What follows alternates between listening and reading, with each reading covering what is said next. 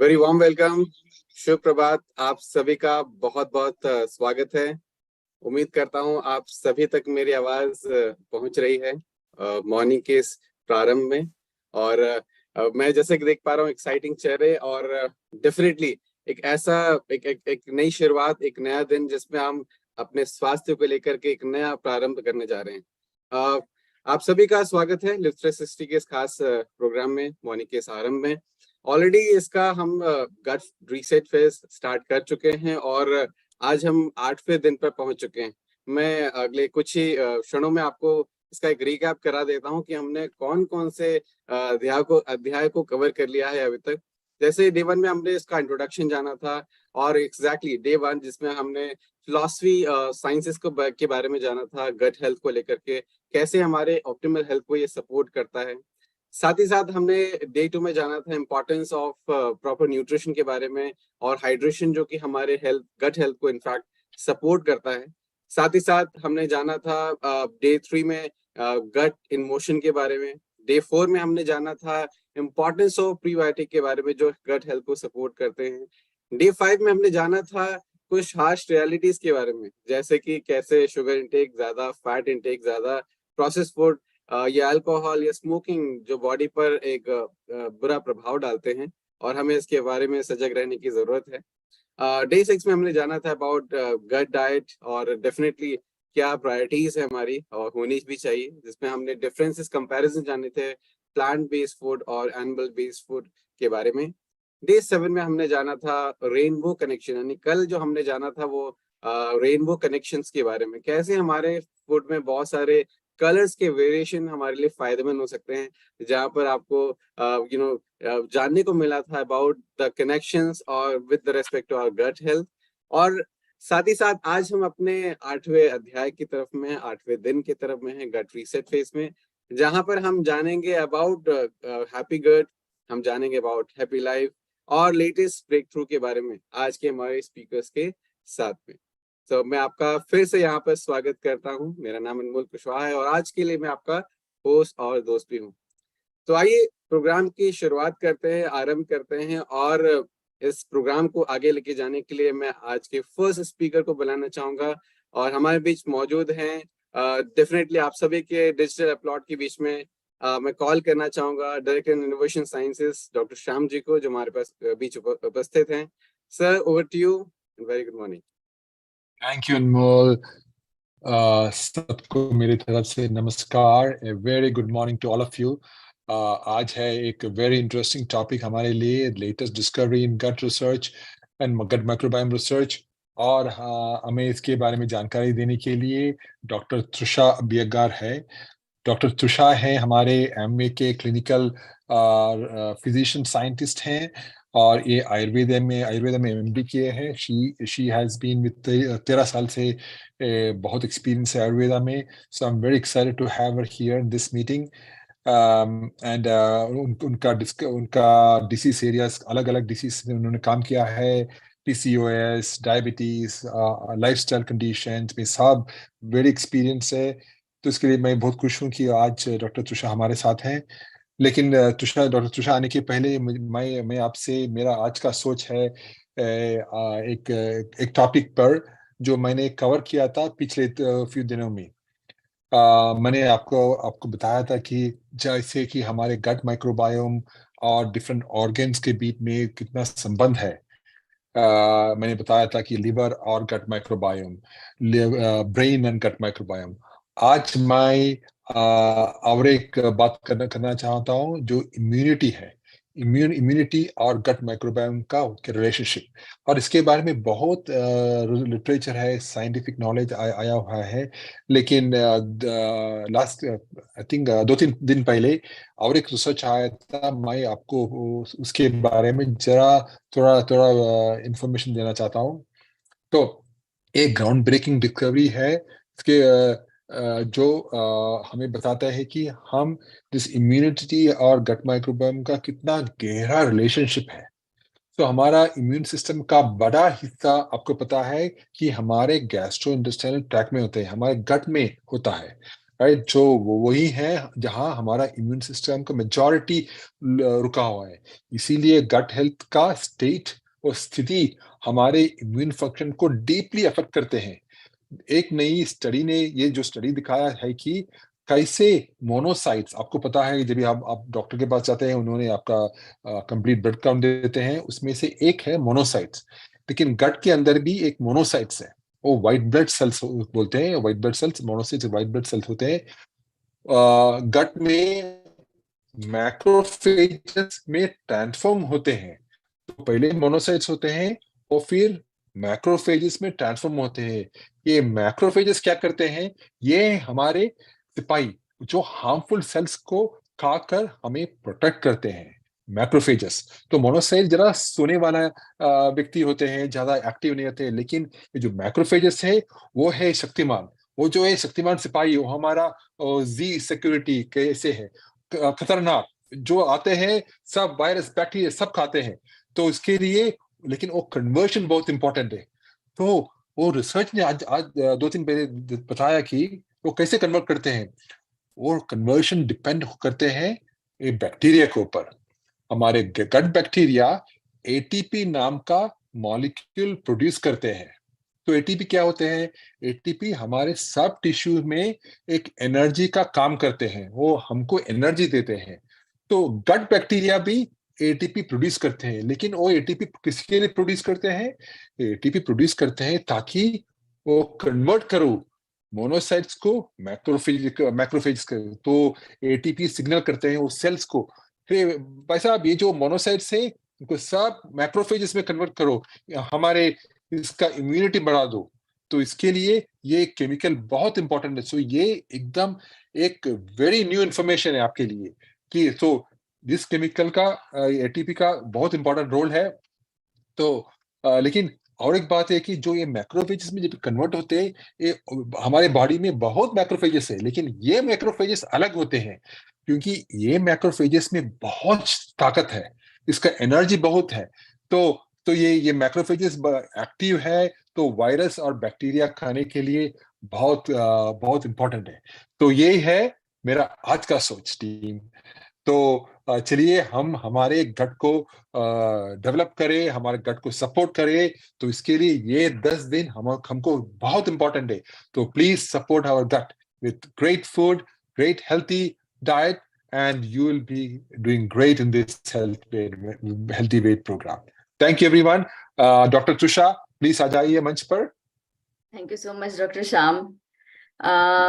Thank you so much for setting the context background of the topic. तो सभी को मेरे तरफ से सुप्रभात, और सबसे पहले अभिनंदन करना चाहूंगी आपका सभी का कि आपने एक पूरा हफ्ता कंप्लीट किया है और आप 8वें दिन पे है।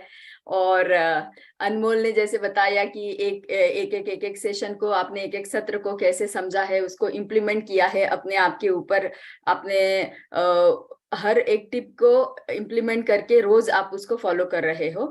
तो जैसे डॉक्टर श्याम ने बताया कि गट रीसेट ये इतना इम्पोर्टेंट फेज है, उसका बहुत अच्छा एक्सप्लेनेशन डॉक्टर श्याम ने अभी दिया है, और मैं उसको आगे लेके जाना चाहूंगी। जैसे कि डॉक्टर श्याम ने बताया कि बहुत सारे न्यू रिसर्चेस चल रहे हैं अभी, तो वो रिसर्चेस हम जानेंगे और हम ये जान पाएंगे कि क्यों ये जरूरी है गट रीसेट को जानना हमारे लिए। तो होप मेरा स्क्रीन विजिबल है, और हम आगे जाएंगे और अंडरस्टैंड करेंगे कि क्या क्या नए रिसर्चेस है, क्यों हमारा healthy weight healthy living program अलग है सब प्रोग्राम से। बहुत सारे प्रोग्राम है मार्केट में, लेकिन क्या नया हमारे प्रोग्राम में है, और क्यों हमने गट रीसेट फेज को ही पहला फेज रखा है। अलग अलग फेजेस है, आपको आगे जाते आपके जर्नी में पता चलेगा, तो उसके बारे में जानेंगे।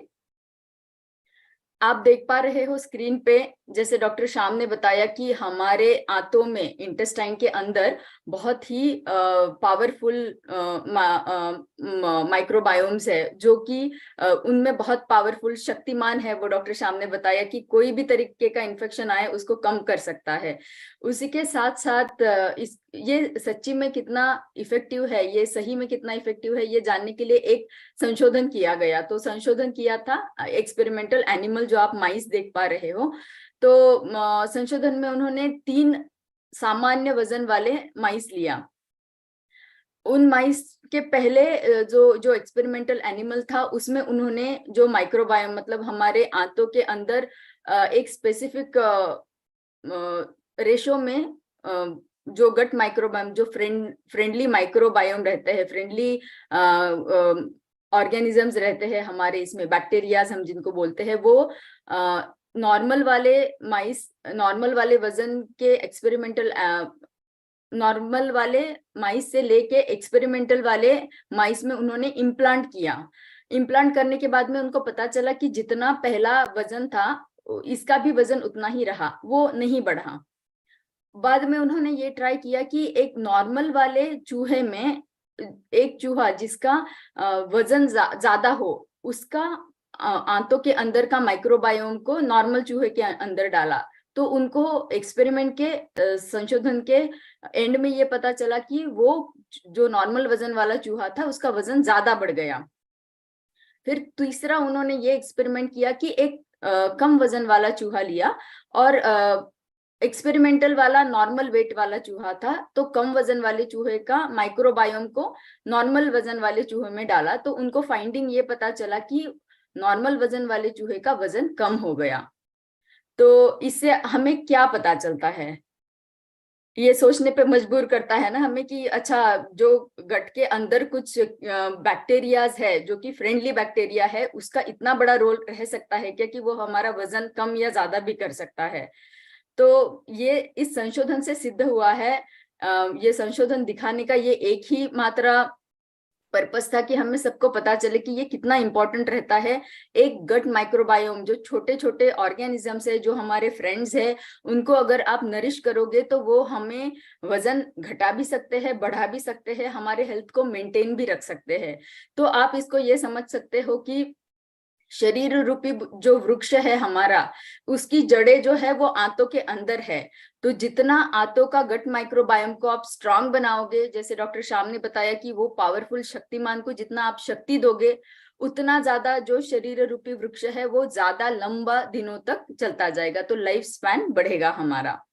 अब हमने संशोधन के बारे में पता कर लिया है, तो इस संशोधन से हमें ये पता चलता है कि हमारा प्रोग्राम इसलिए इम्पोर्टेंट है कि ये जो जड़ है हमारी, आयुर्वेदा में बताया गया है कि अगर आप आपके आंतों की इंटेस्टाइन की चिकित्सा करते हो तो वो चिकित्सा अर्ध चिकित्सा है, मतलब आपका हाफ ट्रीटमेंट अभी कंप्लीट हो चुका है। आप अगर उसका ध्यान रखोगे तो पूरे शरीर का ध्यान रखने के बराबर वो हो जाएगा।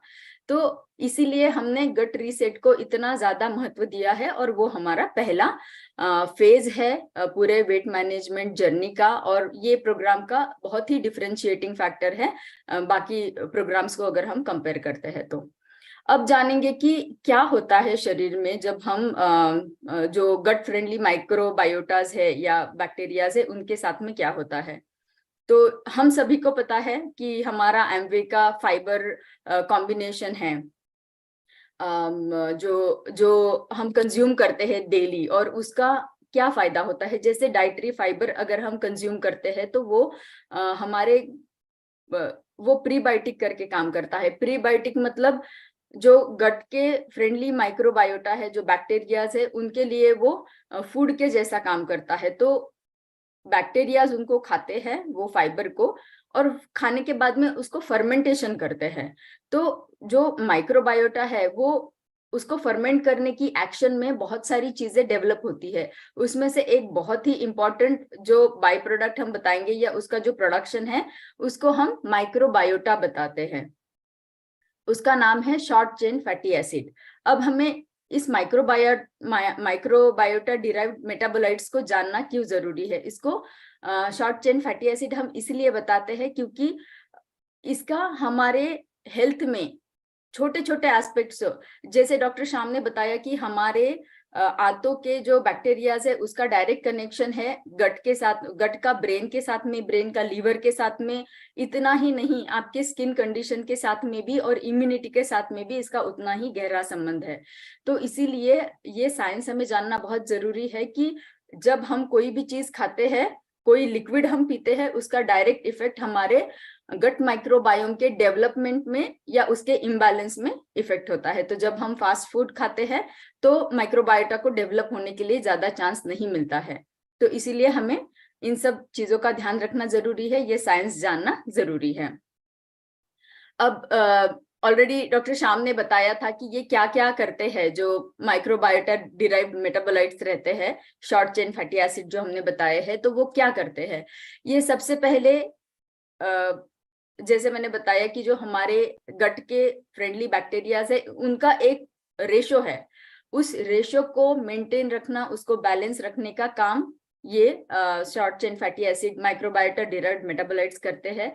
साथ ही साथ जो हार्मफुल पैथोजेंस है, पानीपुरी खा लिया, कोई भी रोड साइड चाट खा लिया, कैसे हम उसके थ्रू, क्योंकि बहुत सारे कंटेमिनेशंस होते रहते हैं इन ऑल दिस प्रोसेस, तो जब हम अलग अलग तरीके के खाने खाते हैं या बाहर कहीं वी चेंज द लोकेशन, तो बहुत सारे बैक्टीरियाज या पैथोजेंस हमारे शरीर में, हमारे आंतों के अंदर एंटर हो जाते हैं। लेकिन हमारे आंतों में, हमारे इंटेस्टाइन में इतनी स्ट्रांग कैपेसिटी है कि वो इन पैथोजेंस को, ये जो वायरसेस या बैक्टीरियाज रहेंगे, उनको किल करने की, उनको मारने की क्षमता रखती है। तो इसके वजह से हमारे आंतों का, इंटेस्टाइन का जो हेल्थ है वो मेंटेन रहता है। साथ ही साथ है इंटेस्टाइनल लाइनिंग को बढ़ाना। तो इंटेस्टाइनल लाइनिंग जो है एक ऊपरी परत रहती है, हमारे इंटेस्टाइन में अलग अलग परतें हैं। तो सबसे पहला जो लाइनिंग है उसके ऊपर हम जो भी खाना खाते हैं, जैसे बहुत स्पाइसी हमने खाना खाया, बहुत मसालेदार खा लिया, तो जैसे एसिडिटी होती रहती है बार बार लोगों को, और बाद में पता चलता है कि कुछ अल्सर सा बन गया है अंदर। तो क्या होता है, अल्सर बनता है मतलब वो जो उसका आंतों का ऊपर का जो लाइनिंग है उसको हार्म हुआ है, वहां पे कुछ जख्म सा बन गया है। तो उनको प्रोटेक्ट करने का काम जो करता है वो माइक्रोबायोम का काम रहता है। आगे जाते हुए जानेंगे कि ये ओवरऑल इन्फ्लेमेशन और ऑक्सीडेटिव स्ट्रेस को भी कम करता है। साथ ही साथ फूड सेंसिटिविटी और इंटॉलरेंस जो रहता है खाने का, उनके तरफ बहुत ही ज्यादा हेल्पफुल है। ये जो सेंसिटिविटी का पार्ट है वो हम आगे बहुत ही डिटेल में जानने वाले हैं, इसीलिए मैं यहाँ पे इसको एक्सप्लेन नहीं करूंगी। और लास्ट जो हमने यहाँ पे बेनिफिट बताया है कि जो हमारे मैक्रोन्यूट्रिएंट्स है, जैसे कि कार्बोहाइड्रेट है, शुगर है, फैट है, उनका मेटाबॉलिज्म करने का, मेनली शुगर का मेटाबॉलिज्म करने का काम भी ये माइक्रोबायोटा डिराइव्ड मेटाबोलाइट्स करते हैं। तो ये हमें इसीलिए जानना जरूरी है कि कैसे हम हमारे माइक्रोबायोम को बैलेंस में रखेंगे ताकि वो हमारे हेल्थ को बढ़ाते रहे। तो फूड सेंसिटिविटी वाला जो पार्ट है वो हम आगे जानेंगे। उससे पहले मुझे आपसे ये जानना था कि आपकी क्या सोच है, कभी आपने सोचा है कि फूड सेंसिटिविटी क्या है और फूड एलर्जी क्या है? क्या दोनों चीजें एक ही है या दोनों अलग अलग है? तो सोच के देख सकते हैं और आपका आंसर आपके साथ में रखिएगा, क्योंकि हम आगे जानेंगे कि क्या सही आंसर है। ठीक है, तो इसका जवाब हमें इस वाले प्रेजेंटेशन में मिल जाएगा। सबसे पहले जानेंगे फूड सेंसिटिविटी क्या रहता है। मुझे लगता है कि हम में से बहुत सारे लोगों ने ये अनुभव किया होगा कि मैंने छोले खाए हैं, राजमा खाया है, थोड़ा ज्यादा क्वांटिटी में खा लिया, और जो हमारे old age adult senior citizens रहते हैं वो इमीडिएटली बोलना शुरू कर देते हैं खाने के 2-3 घंटे के बाद में कि पता नहीं आज गैसेस बहुत बन रही है, ब्लोटिंग हो रहा है, मेरा जॉइंट पेन ज्यादा था अभी और ज्यादा बढ़ गया है, अच्छा आज मैंने ये खा लिया। तो ये जो छोले राजमा हैं ये एक बहुत कॉमन एग्जाम्पल है, इसीलिए मैं आपको बता रही हूँ। इन सब चीजों को हम फूड सेंसिटिविटी कहेंगे। तो क्या रहता है फूड सेंसिटिविटी? ये किसी भी एज में हम पा सकते हैं। 45% ऑफ द पॉपुलेशन में ये सेंसिटिविटी पाया गया है। कोई भी छोटी मोटी चीजों से, खाने की चीजों से हमें पता चलता है कि कुछ डिस्कम्फर्ट हो रहा है बॉडी में, तो वो होगा फूड का सेंसिटिविटी। इसका जो परिणाम रहेगा हमारे शरीर पे वो हम खाने के बाद में 72 घंटे तक भी हमारे शरीर पे दिख सकता है। इसीलिए ये होता है कि आज मैंने राजमा खाया तो मेरा पूरा डाइजेशन होने तक मुझको वो फील होता रहेगा, अगर आप उसके तरफ सेंसिटिव हो तो। क्या क्या लक्षण रहेंगे? गैसेस बहुत बनेंगे, जॉइंट पेन्स, बॉडी एक पेन बनता रहेगा, पेट में गुड़गुड़ होता रहेगा, आईबीएस जो हमें बोलते हैं। कोई कोई लोगों को बहुत गैसेस बनेंगे, किसी को लूज मोशन होना शुरू हो जाएगा, एक थकान सी रहेगी शरीर में। कोई जो सेंसिटिव लोग हैं उनको इचिंग शुरू हो जाएगा शरीर में, और एक हेडेक रहता है, वजन बढ़ जाता है। तो हेडेक जो है वो हमको लिथार्जी या टायर्डनेस का फीलिंग भी देता है। तो ये सारे हो गए फूड सेंसिटिविटी के। अब इसमें जो कॉमन एग्जाम्पल दिए हैं उसमें से मुझे व्हीट के ऊपर थोड़ा ज्यादा कंसंट्रेशन देना था। गेहूं भारत का सबसे ज्यादा कॉमनली खाया जाने वाला ग्रेन है। तो हमारी पीढ़ी दर पीढ़ी गेहूं को खाते आया है, तो भारत में कैसे ये हो सकता है कि फूड सेंसिटिविटी गेहूं से हो गई है? लेकिन बहुत ही ज्यादा ट्रेंड है कि गेहूं में ग्लूटेन रहता है, ग्लूटेन जो है हार्म करता है बॉडी को। लेकिन ऐसी बात नहीं है, गेहूं बदला नहीं है, गेहूं वही है। क्या बदला है? कोई गेस करना चाहेगा क्या बदला है? गट माइक्रोबायोटा बदला है, क्योंकि जो पहले के लोगों की हेल्दी लिविंग की हैबिट्स थी वो सब बदल गई है। तो गट माइक्रोबायोटा धीरे धीरे होते होते ट्रांसफर हो गया है। अब जो शक्तिमान था हमारे गट माइक्रोबायोटा का, उसकी शक्ति हमने कम कर दी है। तो हमारे 1 से लेके 7 सेशन तक ये हमको धीरे धीरे हमको समझ में आया होगा अभी कि क्या हमें जरूरी है, कैसे हमारे गट का और इंटेस्टाइन का हमें ख्याल रखना है। तो व्हीट जो बहुत ही हमारी बॉडी उसको पचाने के लिए बनी हुई है, तो व्हीट से व्हीट से सेंसिटिविटी होना संभव नहीं है। लेकिन आप अगर अपने शरीर की शक्ति बढ़ाओगे तो वो जो सेंसिटिविटी है वो कम हो जाएगी। अभी जानेंगे फूड एलर्जीज के बारे में। तो फूड एलर्जी का बहुत कॉमन एग्जाम्पल आप लोगों को पता होगा कि छोटे बच्चे जो दूध पीते ही उनको पूरा ही वोमिट हो जाता है, पूरा वो बाहर निकाल देते हैं दूध को।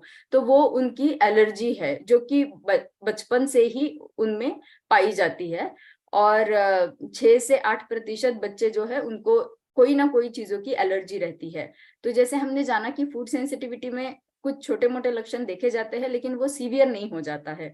लेकिन फूड एलर्जी अगर है तो थोड़ा भी किसी चीज का एलर्जी हो सकता है कि सीरियस कंडीशन बन जाए। तो हमें ये हमारे हेल्थ के अवेयरनेस के लिए जानना जरूरी है कि मुझे किस चीज का एलर्जी है। तो ये अगर हम जान लेंगे और अपने साथ में एक डेटा रख लेंगे कि ये 2-3 चीजें हैं जो मुझे मैं एलर्जिक हूँ, तो हमें हमारे हेल्थ केयर प्रोवाइडर को बताने के लिए वो डेटा रखना अच्छा रहेगा। तो ये जान लिया हमने कि फूड सेंसिटिविटी और फूड एलर्जी का क्या डिफरेंस है। तो बहुत सारी चीजें हमने अब तक जान ली है। अब टाइम है अग्नि परीक्षा का। तो आप लोग सोच रहे होंगे अब क्या अग्नि परीक्षा करेंगे यहाँ पे। तो अग्नि परीक्षा हमारी नहीं है, अग्नि परीक्षा है हमारे अग्नि की। आयुर्वेदा में अग्नि जो बताया गया है उसको हम अगर ट्रांसलेट करते हैं इंग्लिश में तो उसको डाइजेस्टिव फायर बताएंगे। तो जो हमारी पाचन क्षमता रहती है उसको आयुर्वेदा में अग्नि नाम दिया है। जाठराग्नि करके उसका शुद्ध हिंदी या संस्कृत वर्ड है। तो उसकी परीक्षा हम करेंगे तो हमें समझ में आएगा कि मेरा गट हेल्दी है या नहीं। तो कैसे जानेंगे? पहली बात तो हम सिम्टम्स से जान सकते हैं, क्या क्या लक्षण उसके दिखेंगे। अगर आपका गट बहुत ही हेल्दी कंडीशन में है तो आपका डाइजेशन बहुत अच्छा चलता जाएगा। और गट एक सिग्नल देता रहता है हमें, जो हमें जानना है, वो हमें समझना है।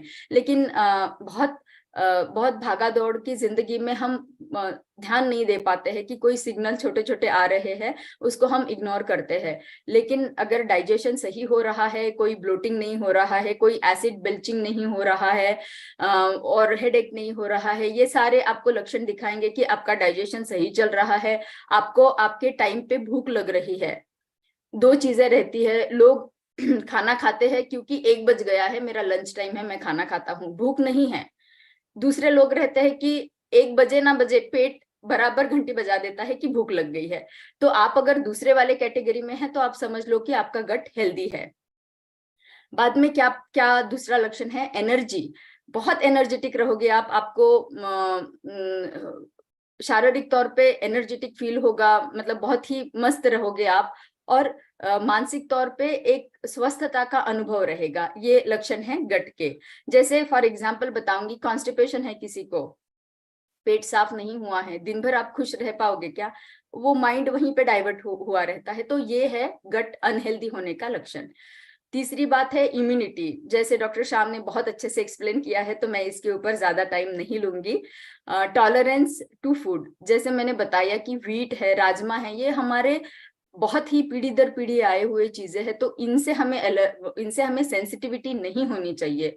तो हमें हमारे आंतों को उतना डेवलप करना है, उतना शक्ति उनको देना है कि वो कोई भी चीजों को आराम से पचा पाए without giving any kind of ये इस तरीके का कोई लक्षण नहीं दिखाना चाहिए। तो ये हो गया अग्नि परीक्षा सिम्टम के तौर पे जानने के लिए कि मेरी आंतें हेल्दी है या नहीं। दूसरी चीज है जो कि रिजल्ट। आपको हर किसी को ना रिजल्ट देखना, नंबर में देखना बहुत पसंद रहता है। तो अगर आपको देखना है कि मेरा रिजल्ट क्या है, मेरे गट का रिजल्ट क्या है, तो एक टेस्ट है जिसको जीनोम सीक्वेंसिंग स्टडी, वो स्टूल का सैंपल लेके करते हैं।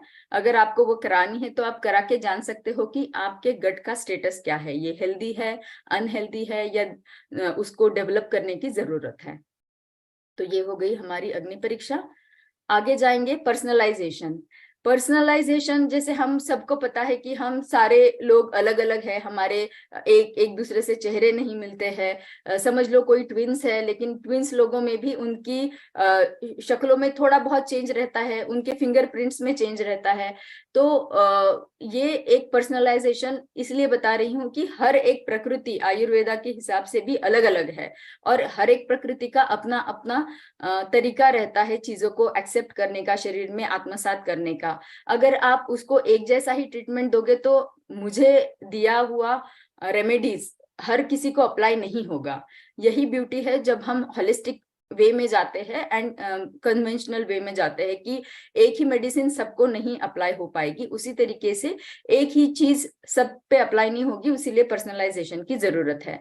तो पर्सनलाइजेशन करने से पहले अगर हमें हमारा रिजल्ट मिल जाता है जीनोम सीक्वेंसिंग स्टडी से कि मेरा गट कौन से स्टेट में है, उससे हमें पता चल जाएगा कि हमारे जो हेल्थ केयर प्रोवाइडर है वो हमें बताएंगे कि पर्सनलाइज डाइट वो प्लान करके देंगे हमें कि मेरे शरीर के लिए क्या अच्छा है। तो उसमें रहेगा वो माइक्रोबायोम एनालिसिस करके आपका अलग अलग डाइटरी रिकमेंडेशन जो आपके शरीर के लिए इम्पोर्टेंट है वो दे पाएंगे। बाद में है टारगेटेड प्रोबायोटिक सप्लीमेंटेशन। तो प्रीबायोटिक सप्लीमेंटेशन आप सभी को पता होगा कि पता नहीं आपने ऑब्जर्व किया है या नहीं, लेकिन आगे कभी आप जाओगे डॉक्टर के पास में तो ऑब्जर्व करना, किसी को लूज मोशन हुआ है, लूज मोशन में बाकी दवाइयों के साथ साथ में एक सप्लीमेंट वो दे देते हैं, स्पोरोलैक्स एसिड हो गया या दूसरा कोई भी प्रोबायोटिक का कॉम्बिनेशन वो देते हैं। तो इसका रीजन क्या है? जैसे डॉक्टर श्याम ने बताया कि इनका प्रोबायोटिक का बहुत अच्छा कनेक्शन है बाकी सारे ऑर्गन सिस्टम्स के ऊपर। तो जो मेन ट्रीटमेंट है उसको सपोर्ट करने का, या अभी रिसेंट एडवांसेस जो चल रहे हैं गट में या प्रोबायोटिक्स में, उसमें ये पाया गया है कि अगर एक्सटर्नल एप्लीकेशन आप स्किन के ऊपर करोगे प्रोबायोटिक प्रीबायोटिक का, तो भी आपको स्किन रिलेटेड बहुत कंडीशंस में उसका फायदा मिलता है। तो इसी तरीके से जब हम कंज्यूम करते हैं प्रोबायोटिक्स को, वो हमें बहुत सारी चीजों से, बहुत सारे कंडीशंस को उस चिकित्सा को सपोर्ट करने के लिए हेल्प करते हैं। लाइफस्टाइल मॉडिफिकेशंस जैसे कि एक्सरसाइज है, स्ट्रेस है, स्लीप पैटर्न है, एनवायरनमेंट है। अब हमें लगेगा कि गट का या माइक्रोबायोम का बस खाने के साथ में संबंध है, लेकिन स्टडीज में, संशोधन में ये पाया गया है कि जो सेडेंटरी लोग हैं जो बहुत लंबा समय तक बैठे रहते हैं, उनका माइक्रोबायोम जो है वो इम्बैलेंस हो गया है, लेकिन जो एथलीट्स है या जो फिजिकली बहुत एक्टिव है, उनका माइक्रोबायोम जो है वो बहुत ही बैलेंस है। तो आप देखोगे कि जो एक्टिव लोग हैं वो हमेशा चुस्त रहते हैं, फुर्ती रहती है, और उनमें डिसीज कंडीशंस कम रहते हैं। लेकिन जो सेडेंटरी है उनमें धीरे धीरे मेटाबॉलिज्म की प्रॉब्लम आती है। हमने जाना है कि माइक्रोबायोम का रोल शुगर को या मेटाबॉलिज्म के लिए बहुत जरूरी है। तो जब माइक्रोबायोम ही इम्बैलेंस है तो शुगर भी सही तरीके से पाचन नहीं हो पाएगा, और धीरे धीरे होते होते बहुत सारी मेटाबॉलिज्म रिलेटेड कंडीशन जैसे डायबिटिक है, तो जो वजन बढ़ जाते हैं उनमें ये कंडीशन आती है। और बाद में है कि पर्सनलाइजेशन में हमें रेगुलर मॉनिटरिंग हमारे गट माइक्रोबायोम का करना जरूरी है। तो इस डायग्राम में आप देख पा रहे हो कि लाइफस्टाइल, डाइट, प्रीबायोटिक और एक्सरसाइज, इन सभी का शॉर्ट चेन फैटी एसिड को डेवलप करने में बहुत बड़ा रोल है। और उसी के वजह से हम बाकी हमारे जो भी कंडीशन है, जो अलग अलग कंडीशन आप देख पा रहे हो, उसको कंट्रोल करने में हमें कैसा उसका फायदा होता है। अब तक हमने साइंस जाना, जो मॉडर्न साइंस हम बताते हैं वो हमने जाना, और हमें उसके वजह से विश्वास हो गया कि गट माइक्रोबायोम का सच में बहुत बड़ा रोल है हमारी हेल्थ को, हमारे शरीर रूपी वृक्ष को खड़ा रखने के लिए, बहुत लंबे लाइफ स्पैन के लिए। लेकिन क्या ये पहले के जमाने में था? तो उसका जवाब ये है कि हाँ, ये सारी चीजें पहले के जमाने में थी, लेकिन हम उसको समझ नहीं पाए। जैसे जैसे टाइम आगे बढ़ता गया, हम लोगों का प्रोग्रेस होता गया, तो हमने बहुत सारी टाइम टेस्टेड बहुत सारी जो नुस्खे थे उसको हमने पीछे छोड़ दिया। तो उसमें से 2-3 चीजें आज मैं बताने वाली हूँ। उसमें से पहला है कि खाने में पहले मतलब एक इंटरेस्टिंग बात है कि पहले क्या डिस्पोजेबल प्लेट्स थे? हमने कभी नहीं सोचा होगा, लेकिन है, पहले भी डिस्पोजेबल प्लेट्स थे। तो उसमें से आपको 3 मेन एडवांटेजेस मिलेंगे। शाल, पलाश और कांचनार, ये 3 वृक्ष है, और बनाना का लीफ हमें सभी को पता है। तो जब हम इसमें गरम गरम खाना परोसते हैं तो उसमें से एपेटाइजर के जैसा एक्शन होता है, खाने की रुचि बढ़ती है। ये कार्बोनेटिव के जैसा काम करता है, जिससे कि खाने से बनने वाला जो गैस है शरीर में वो कम हो जाता है, इसीलिए ये हेल्दी है। इसमें कंटेमिनेशन नहीं रहता है कि एक प्लेट दूसरा नहीं यूज कर रहा है तो मेरा इन्फेक्शन दूसरे को नहीं जाएगा। जब आप इसको यूज करके फेंक देते हो तो एनवायरमेंट फ्रेंडली है, क्योंकि ये एनवायरमेंट में समा जाएगा। अब खाना परोस लिया है, अब बैठना है। तो बैठना है, बैठ के खाना खाना है, डाइनिंग टेबल पे बैठना है, सोफा पे बैठना है, या बुफे में खड़े रह के खाना खाना है, ये बहुत जरूरी है। तो ये सारी रॉन्ग हैबिट्स है, इनमें से कुछ नहीं करना है। जमीन पे बैठना है, सुखासन में बैठना है। जब आप, जो पिक्चर में दिखाया है, जब आप फोल्ड करोगे लेग और बैठोगे तो क्या होता है, सुख आसन, बैठते ही एक रिलैक्सेशन मिलता है। और वो क्या करता है, तो वो हमारे डाइजेशन के लिए, क्योंकि हम जब खाना खाते हैं तो हमारा टू एंड फ्रो मोमेंट होता है, उठाएंगे, आगे जाएंगे, पीछे आएंगे, तो ये जेंटल मसाजिंग करता है एब्डोमिनल मसल से, तो डाइजेशन बढ़ाता है। दूसरी चीज है, जब हम लेग्स को फोल्ड करके बैठते हैं तो हमारा ब्लड सर्कुलेशन जो है वो थोड़ा रेस्ट्रिक्ट हो जाता है और वो खाने की तरफ डाइवर्ट होता है। अगर आप कंपेयर करोगे, आप खड़े खड़े खाना खा रहे हैं तो आपका ब्लड फ्लो पूरा पैरों तक जा रहा है, तो ये एक फायदा होता है और डाइजेशन पूरा हो पाता है। माइंडफुल ईटिंग जो हम बताते हैं, बैठने के बाद हमें बात करने के लिए मना किया गया है पहले के जमाने में, तो पूरे तरीके से खाने के ऊपर कंसंट्रेट करना है, वो बहुत जरूरी है। और जब इस तरीके से आप खाना खाओगे तो आपको स्ट्रेस रिलीफ में और माइंड को हेल्दी रखने के लिए भी उसका फायदा होगा। अब खाना परोस लिया है, खाना खा लिया है, डाइजेशन हो गया है, it comes to the clearing of the bowel. तो ये बहुत ही जरूरी है कि आप कौन से पोजीशन में बैठते हैं। इंडियन स्क्वाट पोजीशन बहुत ही पॉपुलर होता जा रहा है वेस्टर्न कंट्रीज में, और ये जो उसको उत्कटासन बोलते हैं, ये उत्कटासन बहुत ही इंपॉर्टेंट है, जो हमारा पेल्विक रीजन है, पेल्विक रीजन के मसल्स को स्ट्रांग करने के लिए। इससे ये होता है कि जब आप इस पोजीशन में बैठते हो तो आपका इंटेस्टाइन, लार्ज इंटेस्टाइन के एरिया के ऊपर एक जेंटल मसाजिंग होता रहता है, तो वो जो प्रेशर बनता है उसके वजह से आपका मोशन क्लियर होने के लिए बहुत ही ज्यादा हेल्प होता है।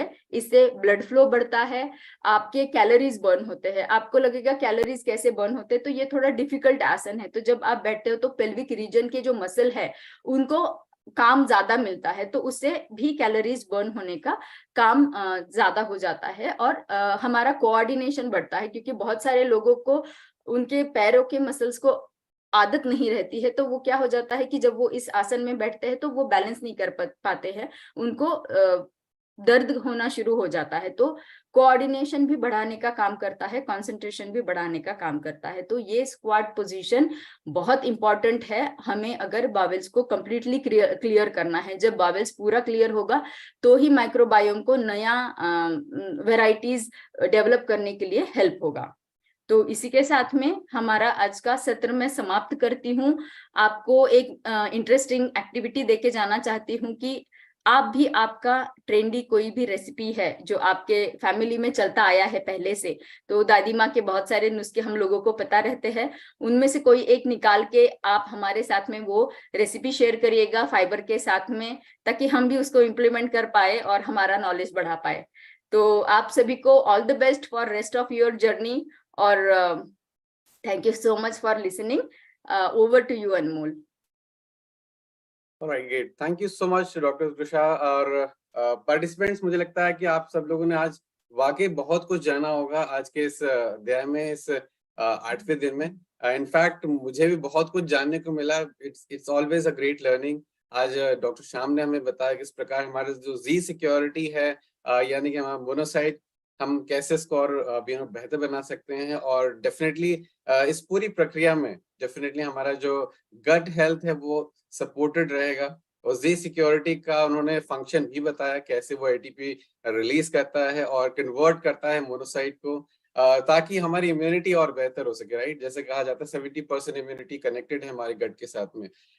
साथ ही साथ हमें आज डॉक्टर त्रिशा ने बताया बहुत सारी चीजें, जिसमें उन्होंने एक एक्सपेरिमेंट का उन्होंने जिक्र किया। और ऑनेस्टली ये एक्सपेरिमेंट मुझे बहुत पसंद आया डॉक्टर त्रिशा। मैं कई सारी ऐसी चीजें पढ़ते आया, but seriously this was a incredible information, जहां पर हमने जाना कि कैसे ये गट हेल्थ प्रभावित हो सकता है विद रिस्पेक्ट टू जो हमारे गुड बैक्टीरियाज है। राइट, साथ ही साथ हमने ये भी जाना फायदे गट हेल्थ को इम्प्रूव करने के, कैसे हमारा ब्रेन, हमारे लिवर, स्किन इससे सपोर्टेड रह सकता है।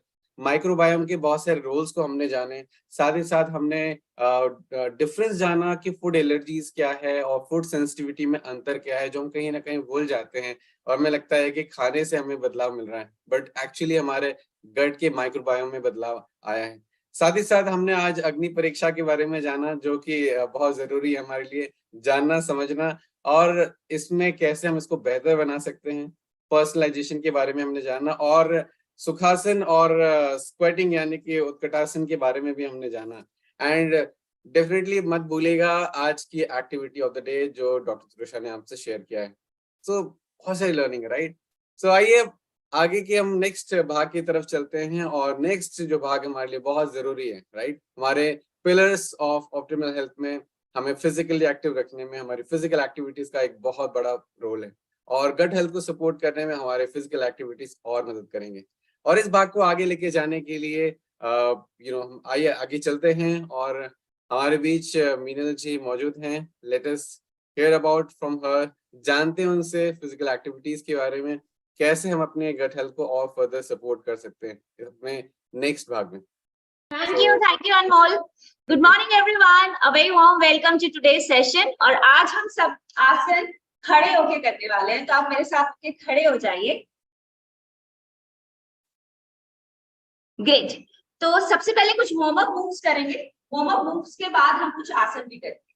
तो फर्स्ट इज आप अपने लेग्स को हिप से ज्यादा खोलिए। तो जब भी हम कोई मूवमेंट करते हैं खड़े होके, उनमें दो स्टांसेस होते हैं। एक तो आप जैसे अपना नॉर्मल खड़े हैं, दैट्स देयर। एक स्टांस होता है जिसमें आप अपने पंजों को हिप्स के नीचे रखते, राइट अंडर योर हिप्स। उसको हम बोलते हैं ये एथलेटिक स्टांस। मतलब पंजे जोड़ के नहीं खड़े, अपने फीट अपने हिप्स के नीचे रख के खड़े। सो जो मैं मैट पे करवाती हूँ और मैं बोलती हूँ कि your shoulders, your hips and your feet एक लाइन पे, तो इसमें आपके कंधे, आपके हिप्स और आपके पंजे तीनों एक लाइन पे रहेंगे। सेकंड स्टांस होता है जिसमें हम वाइड स्टांस बोलते हैं। मतलब आपके पंजे आपके हिप्स के बाहर रखें, ठीक है। इसमें आपका जो सेंटर है, दोनों मूवमेंट में सेंटर आपका मणिपुरा चक्र ही रहता है। लेकिन जब आप अपने पंजों को वाइडर खोलते हैं तो आपका बैलेंस थोड़ा सा कमजोर होता है। रादर जब आप एथलेटिक स्टैंस में रहते हैं तो आपकी सेंटर जो होता है ग्रेविटी का, वो कंफर्टेबल होता है। तो कोशिश करेंगे कि जब आप अपने लेग्स को वाइडर खोलते हैं तो अपने कोर को अच्छे से एंगेज करते हैं। सिंपल वार्म अप पोज करेंगे। पहली बार बहुत ज्यादा ट्विस्ट करके पीछे नहीं जाए। पहले स्टांस में आप सिंपल कोर को एंगेज करते हुए सिर्फ साइड टैप करें। सेकंड स्टांस में हम चेस्ट को खोलते हुए पीछे जाएंगे। टू बिगिन विद सिर्फ अपने हाथों से अपने पंजों तक जाने की कोशिश कीजिए, और अगर ऐसा नहीं हो पा रहा है तो बी कंफर्टेबल अपने घुटनों तक या शिन तक, जहां तक आप कंफर्टेबल है वहां तक जाके टैप कीजिए। तो अगर आप यहां तक कंफर्टेबल है, अपने हाथों से इधर तक टैप करिए। अगर कर पा रहे हैं तो थोड़ा और नीचे जाके टैप कीजिए। अगर ये भी कर पा रहे हैं तो बिल्कुल नीचे पंजों तक चले जाइए। 1 1 2 2 3 4 5 5 6 6 7 7 8 8 9 9 10 10। दोनों साइड एक बार टैप करेंगे इस तरह से 10। आप जो हम मूव करेंगे उसके अंदर हम अपनी चेस्ट को पीछे की तरफ रखेंगे। मतलब अभी तो हमने सिर्फ साइड में ऐसे स्ट्रेच किया, अब हम साइड में स्ट्रेच करते हुए साइड से दिखाओ आपको। हमने साइड में स्ट्रेच करते हुए अभी जब हमने किया ऐसे साइड बैक, अब हम साइड में स्ट्रेच करते हुए पूरा पीछे की तरफ जाएंगे, कोर से ट्विस्ट करेंगे जहां तक आप जा सकते। कोशिश कीजिएगा कोई भी मूव जर्क से नहीं चाहिए, पुश से नहीं चाहिए। किससे चाहिए? एंगेजमेंट से। यहां से आपके चेस्ट के नीचे से आपके जितनी भी मसल ग्रुप है ना, इसको एंगेज कीजिए, खींच के रखिए और फिर ट्विस्ट कीजिए। स्पाइन आपकी रीढ़ की हड्डी के बल पे नहीं मुड़ेंगे, कोर मसल्स की पावर पे मुड़ेंगे। ठीक है, सांस लीजिए लंबी गहरी, सांस छोड़ते हुए ट्विस्ट करेंगे, वापस सेंटर में आएंगे, खुद ही सांस अंदर जाएगी, फिर सांस छोड़ते हुए ट्विस्ट करें। तो आपका सारा ध्यान सांस छोड़ने में लगाना है। और अगर आपको ऐसे लगे कि नाक से बहुत जल्दी सांस नहीं निकलती है तो मुंह से बोल ऐसे करें। तो blow it like a balloon. जितनी जोर से आप ब्लो आउट करेंगे उतनी जोर से नेवल अंदर जाए।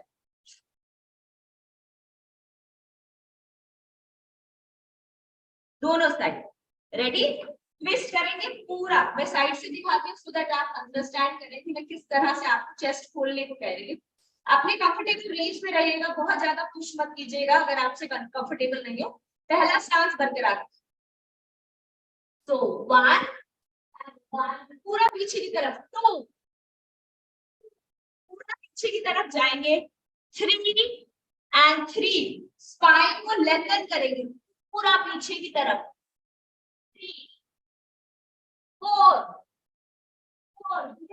ठीक है, आप भी धीरे कीजिए, 5 5 6 खोलिए खोलिए चेस्ट खोलिए, 7 8 9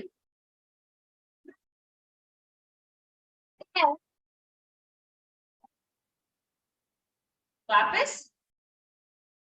बहुत बढ़िया। अपनी कोर की मसल्स को एंगेज करेंगे, जो कर सकते हैं घुटने तक टैप करिए। अगर ये कंफर्टेबल है तो अपने पंजों तक टैप, ठीक है। 10 टाइम्स करेंगे दोनों साइड, नी टोज टोज। कोशिश करिए कि इसका भी दबाव आपकी रीढ़ की हड्डी पे नहीं चाहिए, सब कुछ अपने नाभि के आसपास की मसल्स को एंगेज और स्क्वीज करके करेंगे। सो 1 and 1 2 and 2 3 3 4 4 5 5 6 6 7 7 8 8 9 9 10 10। इसी साइड। तो आप देखिए, ये सिर्फ आपके कोर मसल्स पे काम नहीं कर रहा है, ये आपके बैलेंस पे भी काम कर रहा है एज अ वर्क। पंजों को तान के रखिएगा अपने पास की तरफ, मतलब टोस बाहर नहीं अंदर की तरफ। सो 1 1 2 2 3 3 4 4 5 5 6 6। बैलेंस बना के रखिएगा अपना, बहुत ज्यादा गिरे मत, एथलेटिक स्टाइल्स में एंगेजमेंट के साथ, है ना। 6 6 7 7 8 8 9 9 10 10। बहुत बढ़िया। जिस तरह से हमने फ्रंट में रेजेस किए, इसी तरह से हम साइड में रेजेस करें। कितना अच्छा लग रहा है, थोड़ा सा स्वेट करके, जबकि वेदर चेंज हो रहा है। हाँ, वेरी नाइस। अपनी एल्बो को अपने नीज तक लेकर, अगेन एथलेटिक स्टांस में खड़े रहेंगे, नाभि को अंदर खींचेंगे, आपकी चेस्ट लिफ्टेड रहेगी, शोल्डर्स रोल्ड बैक रहेंगे, आगे की तरफ झुक के नहीं, खुल के बढ़िया से। अपने हाथों को पीछे मत रखिएगा, गर्दन से कोई रोल नहीं है, यहाँ रखिए टेम्पल्स पे, जो आपके यहाँ, हाँ ये होता है ना आपके माथे के साइड पे, यहाँ पर इधर से रखकर ऐसे उठाइए, हाँ यहाँ पर रखिए, ठीक है।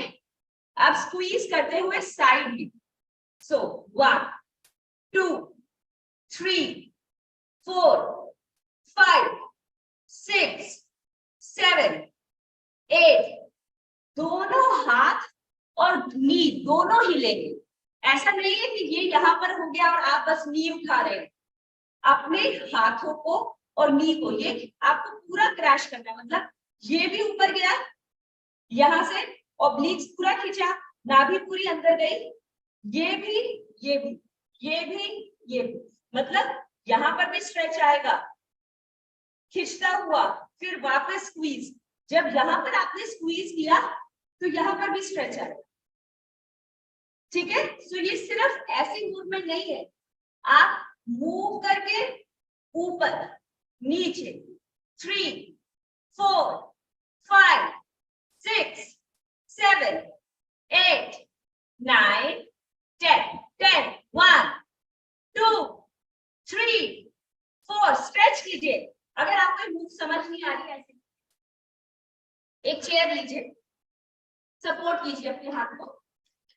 अब समझिए इसमें एथलेटिक स्टैंस, हाथ आपके टेम्पल्स में, दोनों साइड। सो ये ऐसे भी गया और ऐसे भी गया, ऐसे भी गया, ऐसे भी गया, ऐसे भी गया, ऐसे भी गया। क्लियर? दूसरी साइड 20-20 और ध्यान रखिए, अगर एज अ ट्रेनर मैंने बोला आपको 20 रेप्स करने हैं तो आपको 20 रेप्स करने हैं। आपको पता है अपने 2-3 जो आपके लाइफ में लोग होते हैं, उनको हमेशा उनकी बताई हुई बात पे अमल करना चाहिए और कभी भी उस चीज में चीटिंग नहीं होनी चाहिए। आपके डॉक्टर्स आप उनको अपनी सही स्थिति बताते हैं ना, सो दैट वो आपका सही से इलाज कर पाए। मैंने इस लिस्ट में एक नाम ऐड किया, आपके फिटनेस इंस्ट्रक्टर।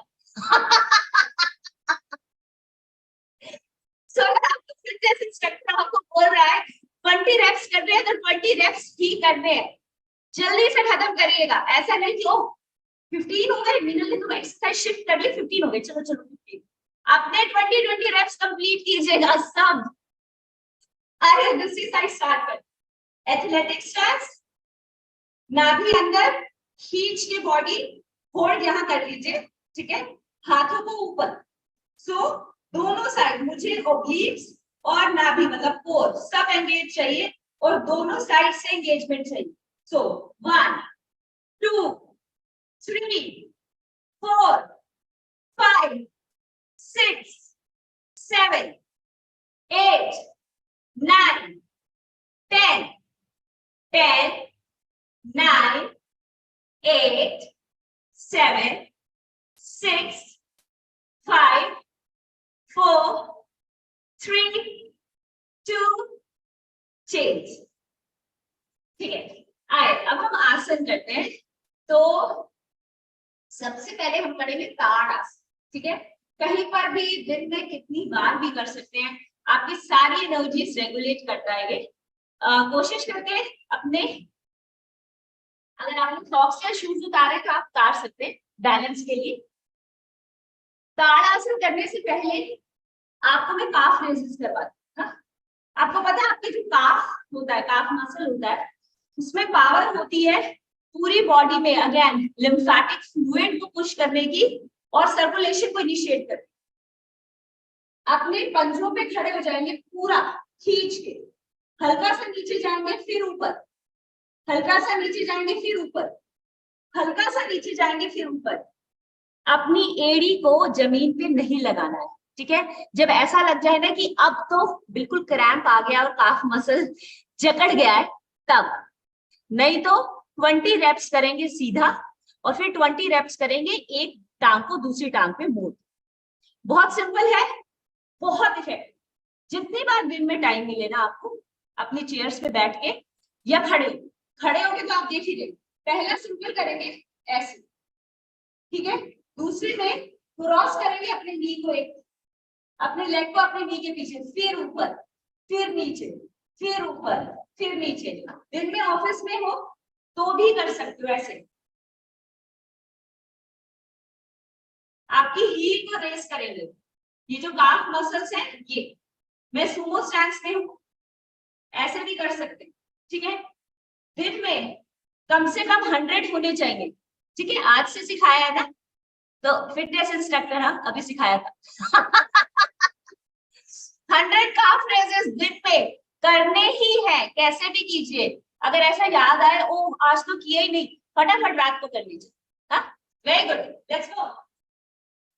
अच्छे से खींच के 1 2 3 4 5 6 7 8 9 10 1 2 3 4 5 6 7 8 9 10 20 more 40 1 2 3 4 5 8 पीछे जाएगी 6 7 8 1 2 1 2 3 4 5 6 7। अगर अभी तक जकड़न की फीलिंग नहीं आई है 40 तक तो गलत हो रहा है। कोशिश कीजिए पूरा प्रेशर यहाँ लेकर आइए, तन के सीधा खड़े होइए, बहुत ज्यादा सपोर्ट मत लीजिए। हाँ, अगर काफ में प्रेशर नहीं आ रहा है तो, अगर आ रहा है तो ठीक कर। कई बार हम सपोर्ट इतनी ज्यादा ले लेते हैं कि जिस मसल को हम करना चाह रहे हैं उस मसल में प्रेशर दिया है ना, तो वो नहीं होना चाहिए। कोशिश करिए जिस मसल को यूज करना चाह रहे हैं हम उसमें प्रेशर है। क्रॉस करिए लेग को, दोनों साइड 40 करिए। 1 तो ये एड़ी ऐसे जाके रिलैक्स नहीं होगी, एड़ी वापस जमीन पे नहीं लगेगी जब तक 40 रेप्स नहीं हो, ठीक है। चलिए cross, let's go. 1 2 3 4 5 6 7 8 9 10 1 2 3 4 5 6 7 8 9 10। Good, good. 20 करेंगे cross leg, very nice. I love the dedication.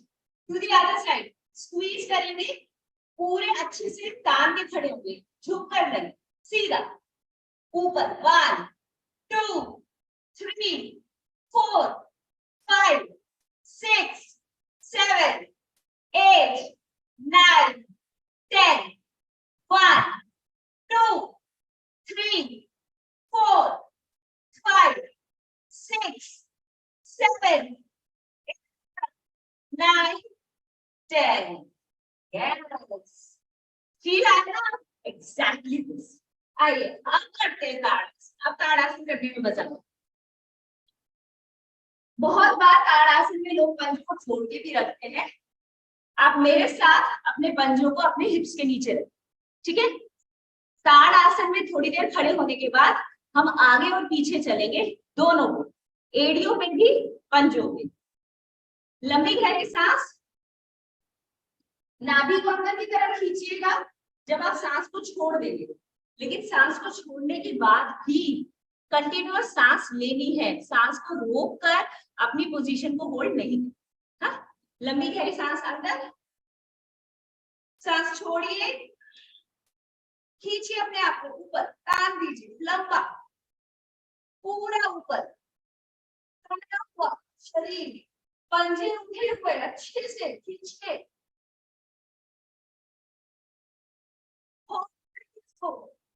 कम से कम 1 मिनट लंबा खींचिए, अपने हाथों को ऐसे खींचिए ऊपर।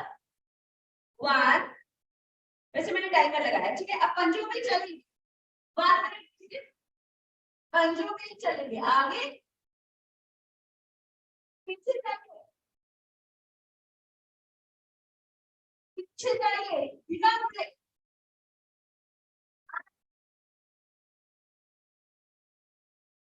पंजों पर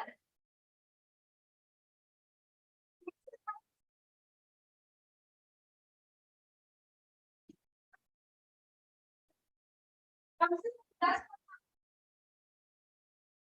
1, 2, 3,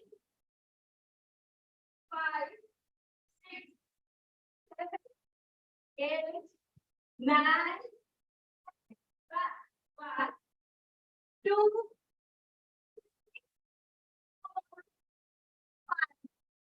6, 8, 9, 10। एडी क्या करें?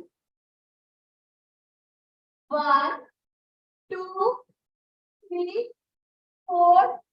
एडी पे आ जाइए, एडी पे बहुत कंफर्टेबल नहीं होगा, है ना, कोई बात नहीं, एडी पे आ जाइए, पंजे को ऊपर की तरफ उठा दीजिए। हाँ, ये पूरी काफ मसल, शिन अच्छे से स्ट्रेच कीजिए, ऐसे एडी पे खींच के ऊपर। 1, 2, 3, 4, 5, 6, 7, 8, 9, 10, 10, 1, 2, 3, 4, 5, 6, 7, 8, 9, 10। बहुत बढ़िया। आइए हम फॉरवर्ड फोल्ड करेंगे, क्योंकि अगेन गट रीसेट में फॉरवर्ड फोल्ड का एक बहुत इंपॉर्टेंट, लेकिन मुझे ये भी पता है कि बहुत सारे लोग हैं जो मुझे मैसेज करते हैं और बताते हैं कि उनकी कमर दर्द में कितनी इंप्रूवमेंट है सिर्फ इन 7-8 किलो में, है ना। तो बहुत कॉशियसली करेंगे वो सभी लोग जिनकी कमर में दर्द है। इनफैक्ट पहले हल्के से हाथों को होल्ड करके पीछे की तरफ खींचिए, स्ट्रेच कीजिए, अच्छे से। अब जब हम फॉरवर्ड फोल्ड करेंगे तो याद रखिए, जिस तरह से हमने पश्चिमोत्तान या जानुशीर किया था, मतलब अपनी चेस्ट को पहले थाई से लॉक करेंगे, फिर स्पाइन को स्ट्रेच करेंगे। पूरे टाइम एक सरेंडर का फीलिंग रखिएगा अपने अंदर, समथिंग लाइक कि you are ready to give up everything right here right now, ऐसा वाला। हाँ, तो लंबी गहरी सांस अंदर, हाथों के ऊपर जाके ऐसे अभी फोल्ड नहीं करेंगे, है ना, पहले फोल्ड करते हैं, इस चेस्ट को थाइस पे ले जाओ, लंबी गहरी सांस, एंगेज अपनी रीढ़ की हड्डी से, स्पाइन से हिंज करेंगे, हिंज हिंज हिंज। जब यहाँ पर नाभि के साथ एंगेजमेंट बन जाए फिर फोल्ड फोल्ड फोल्ड। इस तरह से आप अपनी कमर को प्रोटेक्ट करेंगे, मतलब आप अपनी स्पाइन को कोर मसल्स के साथ एंगेज करते हुए लेकर जाते, ऐसे मुझे देखते हुए नीचे जाइए, हाँ हाँ हाँ हाँ, मतलब ऐसे करके रीढ़ की हड्डी पे गिरेंगे नहीं, हाँ, धीरे धीरे धीरे धीरे धीरे धीरे धीरे धीरे, और हाँ, अपने घुटनों को हल्का सा बेंड कीजिए। हाँ, पहले चेस्ट को फोल्ड कर लीजिए, फिर होल्ड कर लीजिए, अच्छे से अपने आप को प्यारा सा भाग दीजिए, दिल से यहाँ पर इसको, हाँ, हो सकता और फिर सीधा कर सकते हैं, सीधा करने से आपकी स्पाइन से इसका जो प्रेशर आ रहा है, आपका चेस्ट और थाइस का कनेक्शन हो रहा है, तो जहां पर है वहीं रहेंगे। बाकी सभी लोग जो सीधा कर सकते हैं तो अपने हाथों को छोड़ के ऐसे सीधा करें, लंबा गहरा सांस लेते हुए पंजे आपके हाथ और आपके जो फीट है एक लाइन, मतलब ये और ये चेस्ट लॉक था ना, ऐसे आगे पंजे के साथ आपके हाथ और खींचा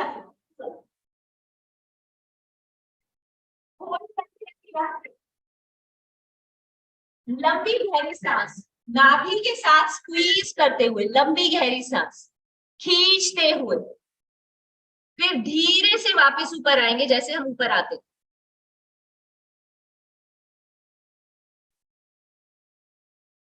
त्रिकोण आसन करेंगे।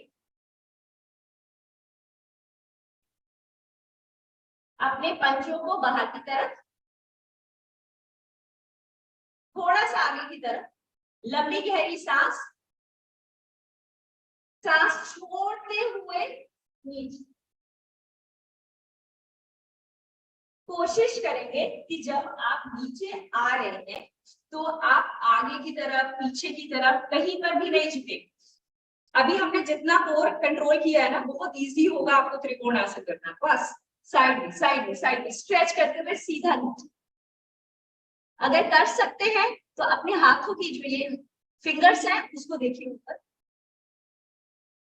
वो सभी लोग जो सीधा आराम से अपने पंजों तक अपना हाथ नहीं ले जा पा रहे, जहां तक ले जा सकते हैं ना वहां तक खोल दीजिए, लेकिन घुटनों को मोड़े में नहीं। त्रिकोण आसन, फील अपने इनर थाइज, ग्लूट्स, इस सब के आसपास अब थोड़ा सा प्रेशर फील कीजिए अच्छे से। नाभि को अंदर खींच के रखें, ये खींच के रखेंगे ऐसे, खोल लीजिए ऊपर की तरफ। 1 2, अगर इजीली जा सकते हैं तो पूरा पंजा नीचे ले जाओ। 3 पूरी हथेली, 4 5 6 7 8 9 and 10। लंबी गहरी सांस, सांस को छोड़ के खींचिएगा पहले अपने आप अच्छे से, फिर हथेली नीचे, फिंगर्स ऊपर, देखिए। 1, घुटनों को बिल्कुल बेंड नहीं करेंगे, प्रेशर आ रहा है तो फील कीजिए। 3 4 5 6 7 8 9 10। वापस त्रिकोण आसन में भी बने रहे। ये जो बैलेंस बनाया है इसको बना के रखिए। हाथों को अच्छे से खींच के बाहर लेकर आइए, ऊपर लेकर खींचिए अच्छे से। अगर किसी को इससे रीढ़ की हड्डी में प्रेशर आता है तो उतना रेंज रखिएगा जितना आप कर सकते, अदरवाइज सभी पूरा 360 डिग्री पूरा घूमेंगे तो ऊपर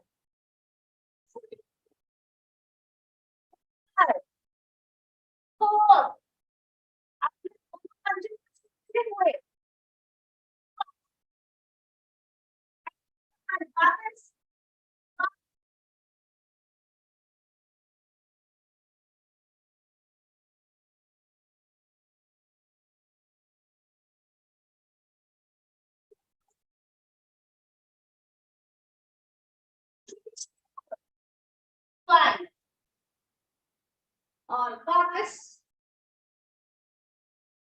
तो 5 हमने क्लॉकवाइज किए, 5 हमने एंटी क्लॉकवाइज। आइए वृक्ष आसन, 3 पोज, ना सिर्फ बैलेंसिंग के लिए, कोर कंट्रोल के लिए, आपके माइंड से ब्रेन फॉग हटाने के, मतलब अगर ऐसा लग रहा है कि कंसंट्रेशन नहीं आ रही, कुछ सोचना चाह रहे हैं बट दिमाग सोचने नहीं दे रहा, सिंपल पोज है बट एकदम से माइंड क्लियर कर। अपनी एडी को जिस तरह से हम जानु शीर्ष में करते हैं, अपनी एडी को बिल्कुल ग्रोइन तक, जहां तक ले जा सकते हैं लेकर आए। कोर को एंगेज रखेंगे, अपनी एल्बोस को कानों तक खींच के होल्ड करेंगे।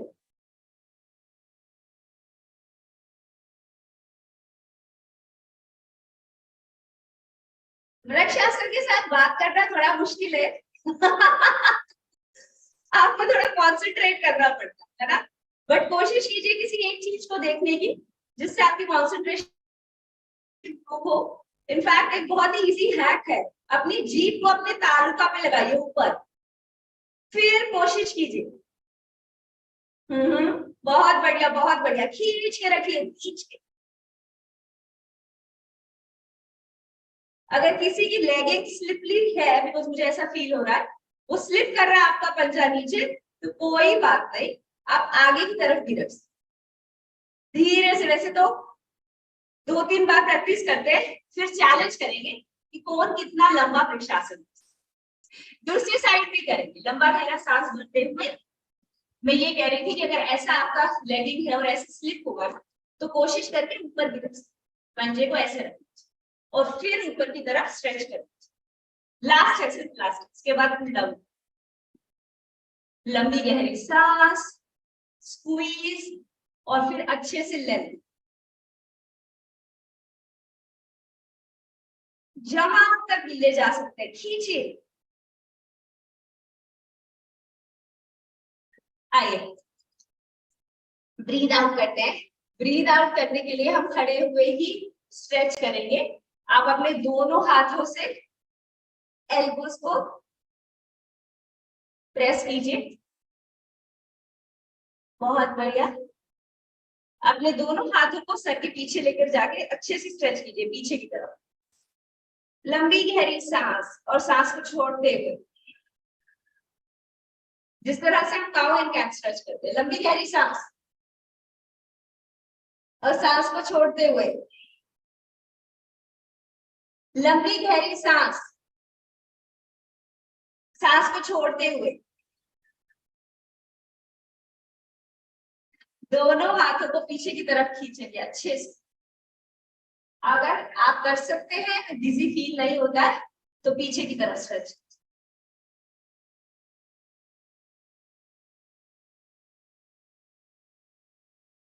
Thank you so much everyone. I hope आपको सबको खूब मजा आया होगा हमारे खड़े होके आज के वर्कआउट्स और सेशन करने में। मैं आपसे दोबारा मिलूंगी। Keep rocking, stay happy, keep rolling. Bye bye. All right, great. Thank you so much, Meenal, for this part. So participants, great to conclude this today. आज का जो दिन है वो हम यहाँ पर अब कंक्लूड करने जा रहे हैं आज के इस मॉर्निंग सेशन के लिए।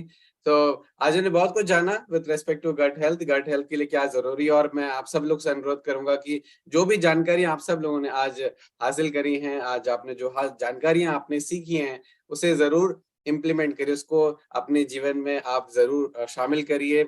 और मुझे लगता है कि सारी जानकारियां, ये सारे लर्निंग्स, ये सारे अनुभव हमें बहुत हेल्प करेंगे एक लॉन्ग टर्म अपने स्वास्थ्य को अपने और बेहतर बनाने के लिए। और साथ ही साथ मैं आप सभी लोगों से आग्रह करूंगा, जो एक्टिविटीज है उसमें बढ़ चढ़ कर हिस्सा लीजिए। अपने कम्युनिटी यानी कि आपके रेस्पेक्टिव व्हाट्सएप ग्रुप में जो भी एक्टिविटीज आपको आज दी गई है उसे जरूर शेयर करिए। तो आज की एक्टिविटी मैं आइट्रेट कर देता हूँ, दोबारा दोहरा देता हूँ। आपको एक ट्रेंडी फूड रेसिपी शेयर करनी है जिसमें फाइबर शामिल हो, राइट। तो फाइबर का आज हमने पूरे इस सेशन में हमने इम्पोर्टेंस जाना है। तो ट्राई करिए। आप सब लोग बहुत बहुत एक्साइटिंग पर्सन हैं, इनोवेटिव भी हैं, तो ऐसी कोई एक रेसिपी जरूर शेयर करिए जो आपने आज के दिन में अपने लिए चुनी है, और इसे आप अपने व्हाट्सएप ग्रुप में जरूर शेयर करिएगा। साथ साथ अपने फिजिकल एक्टिविटीज के बारे में यानी कि उस एक्टिविटी को शेयर करना बिल्कुल मत भूलिए जो आपके इस फिजिकल जो फंक्शन है उसको और बेहतर बनाएंगी, राइट। तो ताड़ासन हो या वृक्षासन हो, उसको आप जरूर परफॉर्म करते रहिए और इसको और इम्प्रूव करिए। Thank you so very much. कल हम वापस मिलेंगे मॉर्निंग सेशन में 6:30 AM। सो टिल देन आज की इस एक्टिविटी को जारी रखते हैं। Thank you so very much. Have a great day.